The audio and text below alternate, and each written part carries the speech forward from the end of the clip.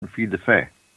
She takes some cakes and some ale, or some mead or tea, and leaves it out for the fae.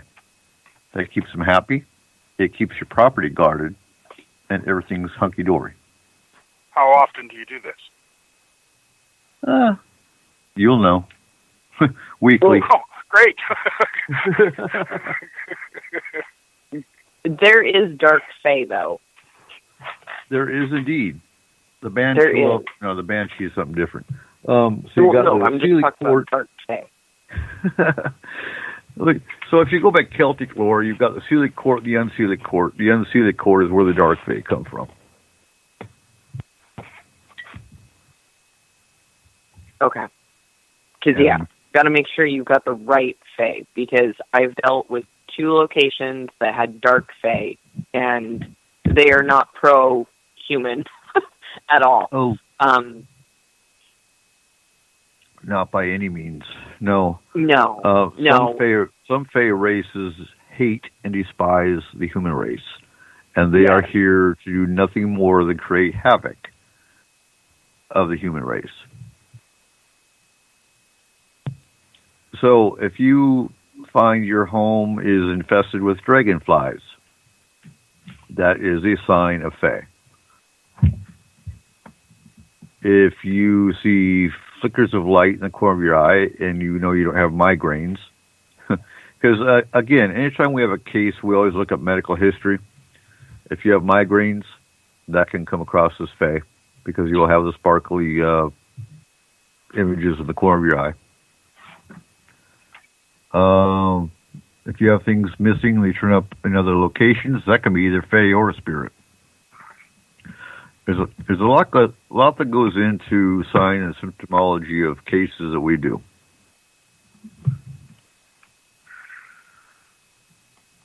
So have you ever seen? So real quick, fae is an umbrella term of many different races, of which fairy is one race of fae. Fae can include elementals, it can include gnomes, trolls, many other races. I wouldn't classify dragons as fae, although dragons are dragons. But you know, some folks listening to the show are going to go, "Oh, wow, they believe in fairies." Yeah, actually, fairies are very real. So are dragons. So are gnomes and trolls. You will find them mostly in wooded areas, which is why we're going to be doing gremlins. Yeah, I think gremlin would be an aspect of your dark fae. Okay. But they're in another plane. You usually won't find them in our plane unless somebody either conjured them, they came through a portal. Portals are doorways to many different realms. So let's see. Orbs can be fae. If you go in the photo album, I believe it's an FMP or at Forest Moon Grove, you will find where I actually got pictures of the elementals leaving a ritual that we did in Iraq.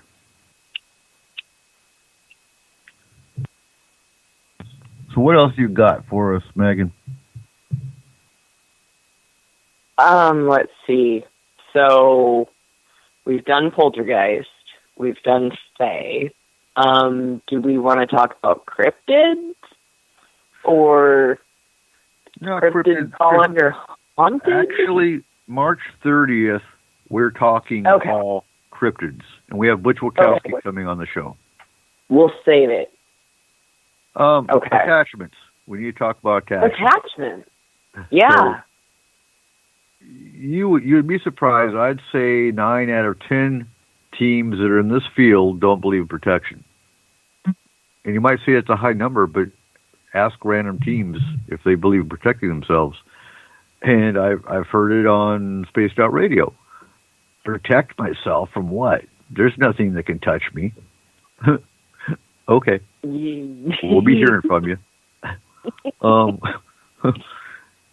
And I'm going to clarify. Protection is important, but protection also isn't a fail-safe for everything. Sometimes you can be protected and you can still get an attachment.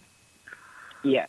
So some of the signs of an attachment, real common is physical pain, because you'll actually have physical pain where the attachment is, which is oftentimes on the lower back, the back of the neck. You'll have confusion. You'll have dizziness. What else is there? Stomach. I've noticed a lot of stomach and even throat type attachments. An attachment that would be almost like a scarf, and it wraps around the head, which causes the confusion, the dizziness, migraines, and then also, like, people have reported to me, like, hard time swallowing or acid reflux when they have a throat-type attachment.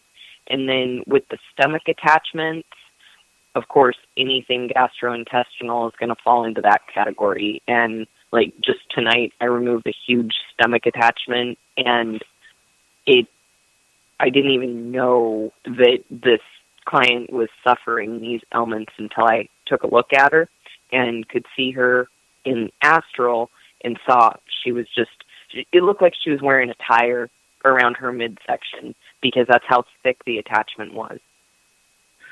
And Chris is in the chat room. Headache. Headache is common. Again, folks, if you just have one or two of these symptoms, does not mean you have an attachment necessarily.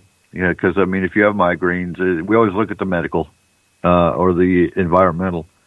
Because if you're dehydrated, you're going to have a headache. If you have migraines, obviously it might be a migraine. So oftentimes you'll find these attachments are attached to chakra points. I'm not going to go into the chakra points because that's just, no, we're not going to deal with the chakra points. But so chakra points are energy centers of the body. I'll leave it at that. Attachments are often, again, energy. They're drawn to your energy. If you're not protected, if you're not shielded, grounded, you don't have the common stone that our team uses is black tourmaline. I don't recommend hematite for grounding when it comes to stones, because hematite is a very basic, very weak grounding stone. There's better, we'll go into that next week, but there's better grounding stones than hematite. We do carry it. We do give it to clients, because most clients, unless they have abilities, there's better grounding stones out there. Have you ever heard of? Say again. I'm sorry. Is it all right? Yeah. Okay. I see a really good question here in the Spreaker chat. So Rose, it's how do you tell the difference between medical and attachments? Sorry, I have a long list of medical problems, but I'm an empath too. As such, we are prone to attachments. That's a good question. It is. So basically, if there's a correlation, we will have the client, if they haven't already, go see a doctor to rule out medical issues. And then again, the astral team can see attachments via the astral. So, we can touch both bases that way. When it comes to empaths or psychics or mediums or anyone with abilities, if they're not grounding and shielded, then they're failing themselves. Because anyone with abilities needs to be grounded and shielded at all times. It comes with the nature of their gifts. So that's just. So Kayla's asking too: are all attachments bad, or can there be good ones? No. If there's an attachment, it's bad. I've never heard of a good attachment. Think of attachments like a parasite. If you're feeling tired all the time, if you have no energy, there could be something sucking your energy out, or you're just not getting sleep, or you have sleep apnea like me. Again, you rule out the mundane, the medical, the psychiatric, and then if there's anything left, it might be paranormal, or you have something paranormal working with those problems. So, have you ever heard of a good attachment, Megan or Brent? Brent, go ahead. Okay, thank you. Best I can say is there have been people so, there's one case I had that she was so used to it, I guess you could say, that she kind of didn't want to be separated from it. That's the best I can say. That's not a good attachment, though. No, that's what I mean. In other words, they're all negative. I mean, it's Right. That's the best example I can come up with. Yeah. No. There's. Yeah, I have never seen a good attachment. I've never seen a good attachment. There was one. Yes, and there was one client who argued with me and said that her attachment was probably her grandmother. And I had to tell her grandmother would not attach in the way that she had this attachment. And once I explained to her that her grandma had crossed over and her grandma does visit her, she was willing to let that attachment go, knowing that it was no longer her grandmother. But so she sat there and almost fed this negative, parasitic attachment, believing it was her grandmother. Right. So exactly, especially a family member. Yes. But no, I've never seen a positive attachment, because your loved ones are not going to attach to you to harm you. They will come to you in a spiritual way, but they will not attach to you because they know how to find you. You've got energy threads. They're not going to physically attach to you. Chris brings up a point that I want to address, and she says even alien researchers need protection, and that goes with electronic devices. You can get an attachment through electronic devices very easily, which is why Thank you, Chris. Everybody on this team is trained in grounding and shielding and paranormal protection, because we've had cases where even the extended care team talking to clients through a chat have been attacked. So, for the ones that think paranormal protection, and these are the same ones that go, well, prove the paranormal. Well, you know what? Coming from the perspective of this team, as emergency responders, we know without a doubt, that's why we don't go after evidence, that the paranormal exists, is very real, and hands down, you need to be protected if you go into any known hotspot. And, I know one person that went to Northern State, for example, and their child got an attachment, which we had to remove. And there's various ways of removal. Usually we do it through the astral team, but you could also do it physically, in essence. And sometimes we've actually taken attachments and trapped them in a crystal. Crystals are great for trapping. And then we threw it in the bay, threw the crystal in the bay, actually. So,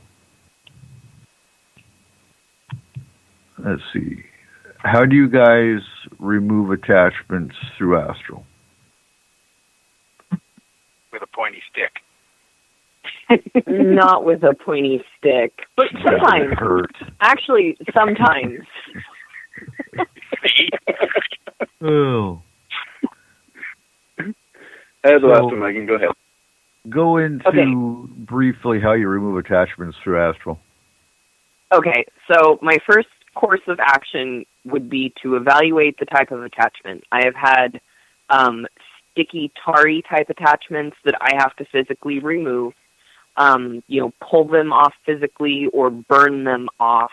Yes, burn them off with CT finger. I've done that. There has been an attachment that almost looked like a goblin, this little trolley goblin thingy, and I asked it to leave. So if it's some type of creature, I actually ask it to leave. If it does not leave, then I will resort to forcibly removing it. So that's what I do.